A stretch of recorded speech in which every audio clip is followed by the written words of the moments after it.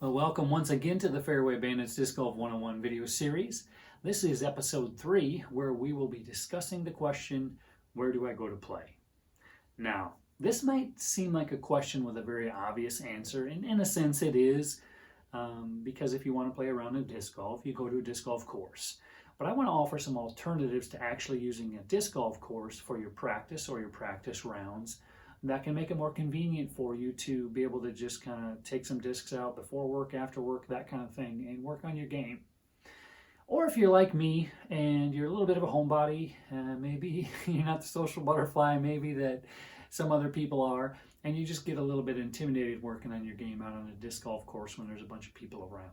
So that being said, I want to go ahead and get started with the first tool that's really going to help you with your game and that you're going to enjoy, and that's the UDisc app.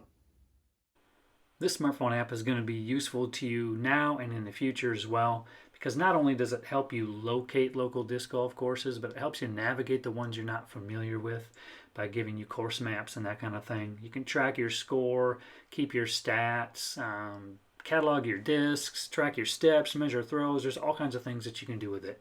But enough about the UDisc app. Let's move on to where do I go to play? And we know that you can go to a local disc golf course and play and practice there. But in the case that you don't have one close enough by, or there tends to be a lot of crowding there, you're going to want to look for just an open field somewhere. Something like this. A lot of parks are going to have soccer fields or just basic open areas where you can throw a disc. As long as you've got 200 or 300 feet of open space, that's great.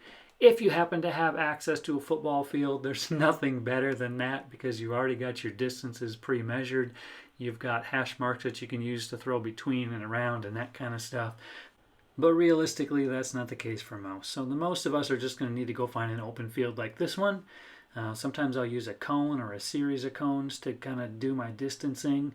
But really, you just want to get out and you just want to throw. Learn that disc like we talked about in that last episode, and either throw out just in the open or like to this tree and then throw back.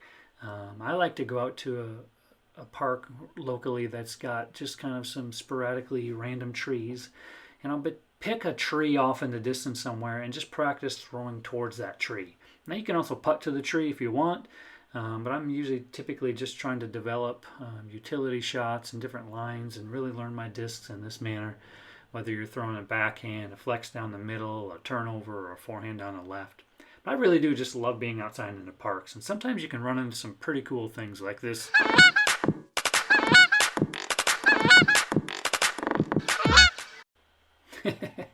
So there's some examples of things you can do.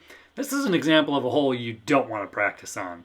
This one's got water, trees, elevation. It's the trifecta of nightmare for beginners. This is definitely one you want to work into. Well, that's it for episode 3, and now you know you don't necessarily need a disc golf course to play and practice disc golf. You don't have to have tee pads or baskets. You can just use objects in open space and go out and chuck some plastic. From me and Bug, that's it. We're out of here. We'll see you in the next episode. What are the basic rules?